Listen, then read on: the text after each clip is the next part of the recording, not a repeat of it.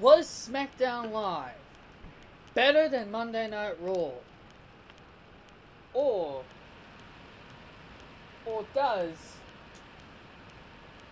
do these get another big victory over the Raw reviews?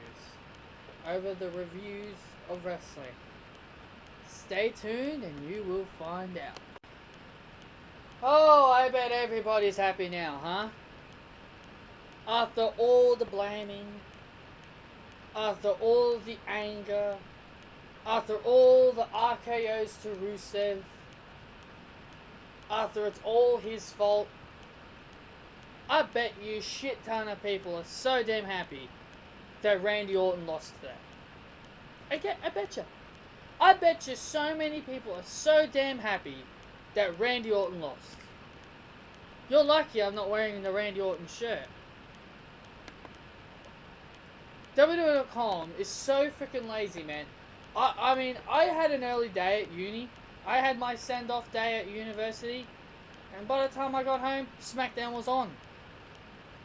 Smackdown was on when I got home. So I had at least had some time to watch the ending part.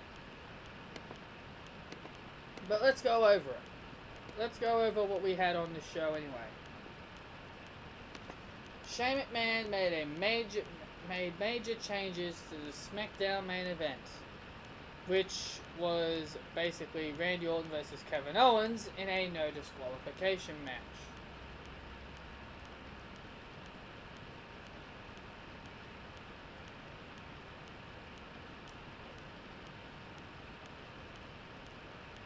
Now this is actually something that I kinda don't get. The New Day, they versed Shelton Benjamin and Chad Gable.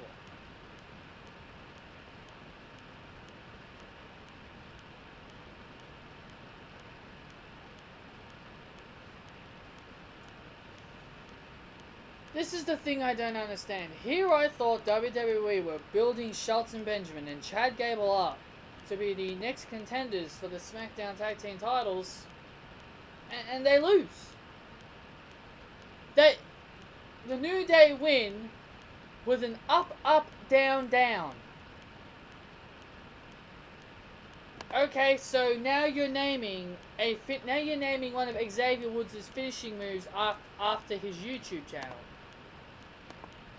which I do actually respect, by the way. I do respect Xavier Woods for doing that.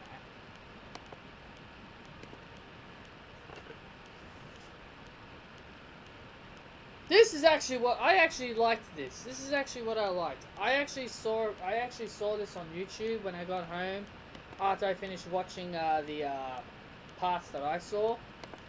The Bludgeon Brothers versus the Hype Bros.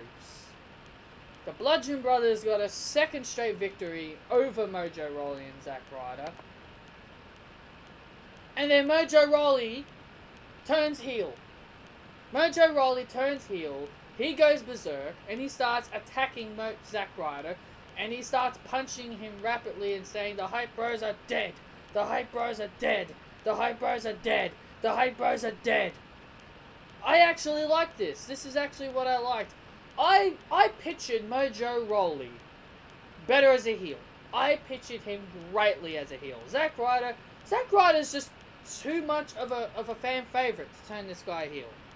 Sure, Zack Ryder could be a good heel in the near future, but I don't think Zack Ryder will have a future anytime soon. Zack Ryder could be on the verge of getting released probably pretty soon. Also, as well as Dana Brooke, probably. But Dana Brooke could seem to be could be joining up with bloody Titus Worldwide at this point. But who knows? Who knows? But yes, I did like this. The Bludgeon Brothers defeated the Hype Bros. And the Hype Bros are no more Mojo Rawley turned heel. And I did like that.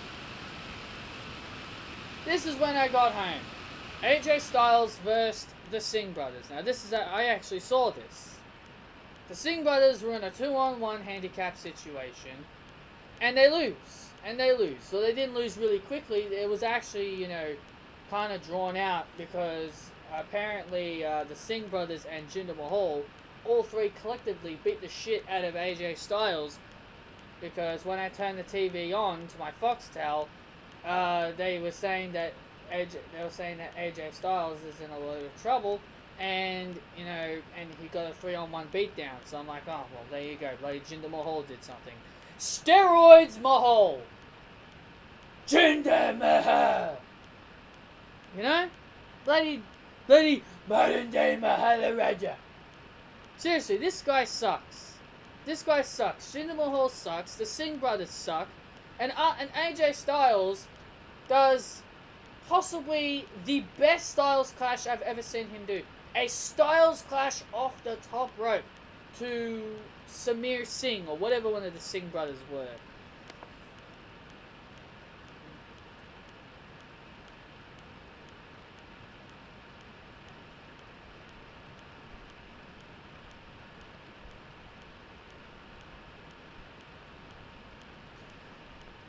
Yeah, Samir Singh. WWE.com said it.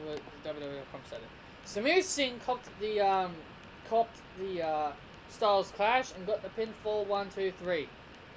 Now, after the match, this is where things got very, very interesting. After the match, now, I'm not going to praise Jinder Mahal. I'm never going to praise Jinder Mahal for anything. But it seems like, after what I just witnessed, it looks like Jinder Mahal isn't going to have the Singh brothers anymore. He beat the shit out of the Singh brothers. Well, I shouldn't say he beat the shit out of the Singh brothers. All he did was the collapse. He just collapsed both of them. It should be called the botch-ass or something. Something that, or just something to make fun of this guy. The collapse is one of the worst finishing moves I have ever seen. It is so Ted DiBiase Jr., that move. But he does it completely different. He doesn't drop down to make it more impactful. I mean, one of the Singh brothers, when he's doing the collapse, one of the Singh brothers decided to do a flip while he was throwing him up. One of the Singh brothers did a flip and landed flat on his face. Flat on his face and belly, and I'm thinking, God, they're really trying to make this move so damn impactful. So what does this mean for the Singh brothers? What does this mean for them? Are they getting released? Does this mean the Singh brothers are on the verge of getting released? I don't know. But you know what? Jinder Mahal doesn't have the Singh brothers anymore. They've now changed the Clash of Champions is that Jinder Mahal is going to be by himself at Clash of Champions. Thank God. Thank God. Now Jinder Mahal. Now we will see how good Jinder Mahal is without the cringe brothers.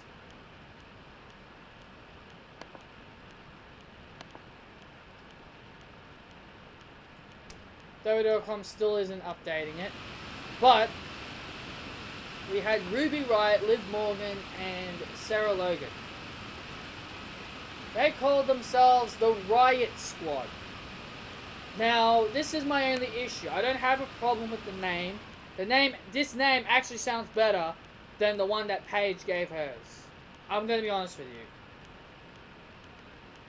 The one issue I had a problem is that they're spelling Ruby Riott with 2 T's. They're spelling Ruby Riott with 2 T's. Why? Why are you spelling Ruby Riott with 2 T's? Really? 2 T's. That was the thing I noticed when Ruby Riott made her entrance. I liked her graphic. You know, they did a really good job with her graphic. And I see the word Ruby Riott and I see 2 T's at the end. And I'm thinking, 2 T's? So she's now Ruby Riott. She's now Ruby Riott. Because there's 2 T's, it's Ruby Riott. Seriously, what is with the double T? You may as well call Liv Morgan Live Morgan. You may as well put an E in front of the word live and make it sound like, oh, it's still live, but really people know it's live. Seriously, it's so damn stupid. What the heck? I actually enjoyed this match. I actually liked this match, but that was my only issue. Why did they put 2 T's Why did they put an extra T in Ruby Riot's name? It was fine the way it was. It was fine the way it was. What, you think adding an extra T is going to make us believe that's how you spell Ruby Riot? Please, give me a break. Natalya left during this match, and then Liv and Sarah decide to beat the crap out of Naomi by putting her, by throwing her into the barricade. It looked pretty impactful. And then they grab the steel steps. And I don't know why this wasn't a DQ, but of course they weren't the legal people, so I shouldn't be angry about it.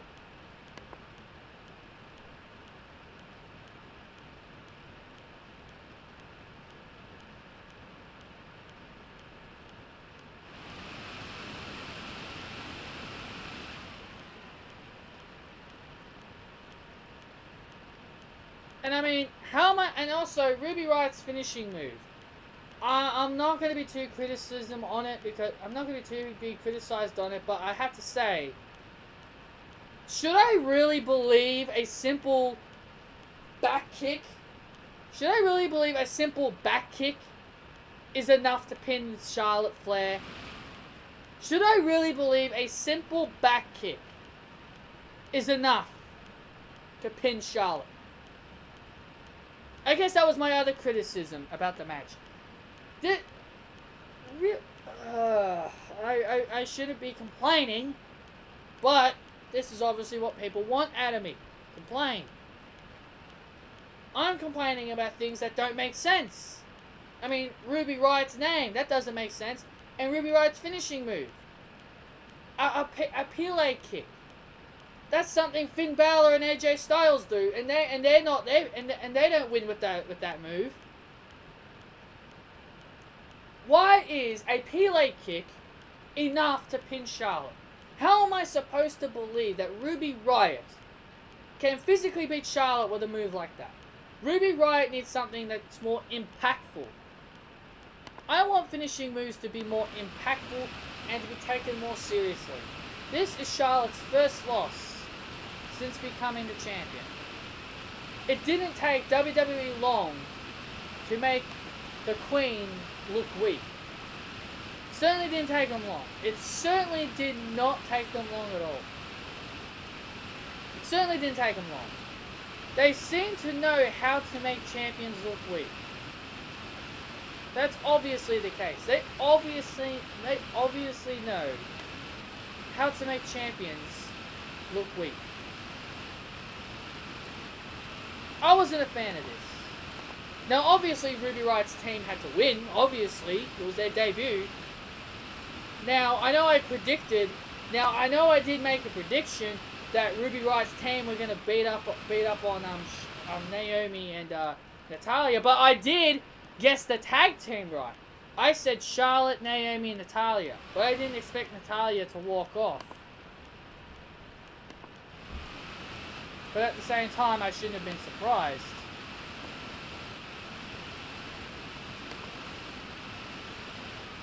So what does this mean for the women's division? What are we going to gain out of this? That's my question. What are we gaining out of this? What are we gaining out of this?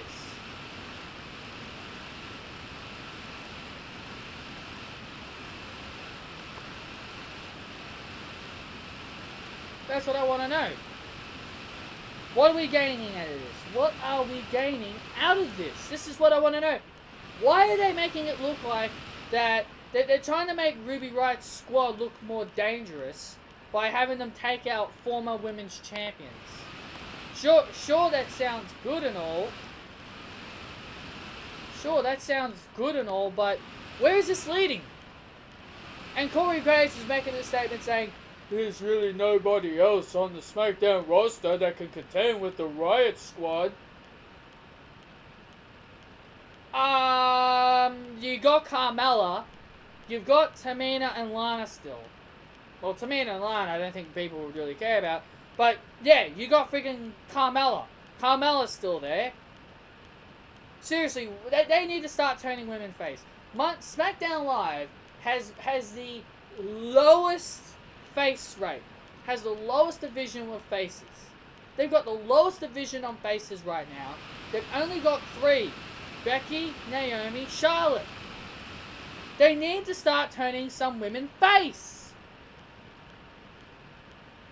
It's like WWE just prefer heels.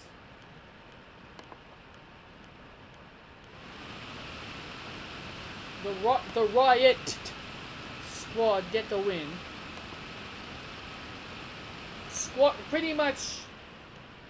They pretty much just squashed. And this is the other, and I guess there's only one more issue. They pretty much squashed Charlotte's team. They pretty much squashed them. It's like a squash match. But it did look physical. I will give it was physical. But at the same time, it just really rubbed me the wrong way, this match. But I did like it. I did like how they were making Ruby Riot's team look strong. But I just can't take it seriously that a simple back kick is enough to take down Charlotte Flair. Then we had Randy Orton versus Kevin Owens. Actually, before that, I'm going to talk about a few other things. Bobby Roode was in an interview. He was talking about Baron Corbin. And it looks like they're setting up a Bobby Roode Baron Corbin feud. I like this. I really do like this. I feel like Bobby Roode needs to get some more character. And the thing that kind of annoys me is that people say, oh, Bobby Roode doesn't get cheered a lot. He got a good reaction today. He certainly got a good reaction today. He certainly did. Charlotte got a good reaction. Randy Orton got a good reaction. KO got a good reaction. A lot of people got some decent reactions. Now here's the thing that, now of course I'm gonna sound like a freaking Randy Orton fanboy, so get ready. The thing that pisses me off about this match is not because Randy Orton lost. The thing that pisses me off about this is that Sami Zayn was banned from ringside. And what does the guy do? He comes out. He comes out with a steel chair and attacks Randy Orton. What is this? What is this? He was barred from ringside. Why is he even out there? This is the type of shit that was the type of shit that pissed me off. I mean, who was the last? Like, this is exactly like what happened with bloody Kevin Owens and Chris Jericho on Raw. Chris Jericho got barred from ringside, but he still came out. He wore a Sin Cara mask with a Shinsuke Nakamura jacket, and he attacked Seth Rollins. This is like the same old shit again. It's like I'm watching Raw. It's like I'm watching Raw all over again. Unbelievable. What unbelievable shit is this? What the hell am I watching here? Why is a heel ignoring the general manager and saying, you're barred from ringside, but you still come out anyway? It happened with James Ellsworth. It happened with him too. During that SmackDown Money in the Bank ladder match, they told him, oh, you're barred from ringside. You're barred from ringside. And what happens? James Ellsworth still comes out anyway. Why? Why even bother with the barring from ringside if they're just going to interfere anyway? Seriously, this pissed me off. And it's not because Randy Orton lost. People have always been bitching and whining that Randy Orton doesn't put anybody over. Sure, call me a Randy Orton fanboy. I don't care. But I'm speaking the truth. This is completely bullshit. Kevin Owens should be winning his matches clean.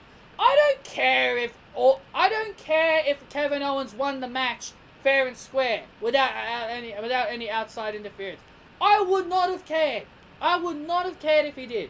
If he beat Randy Orton fair and square with no outside interference, I would not have cared.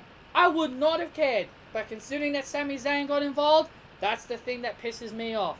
Sure, some people will like it, some people will hate it. But I'm telling you this right now. This is the type of shit that pisses me off. And you people complained about it when it was done on Monday Night Raw, then you should definitely complain about it since it happened on Smackdown Live.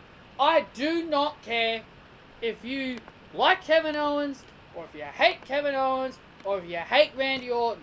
This type of bullshit booking is not on. This type of booking is not on, and it's a disgrace. It's an absolute disgrace. So anyway, guys, that's it. That was your Smackdown Live. Was it better than Raw?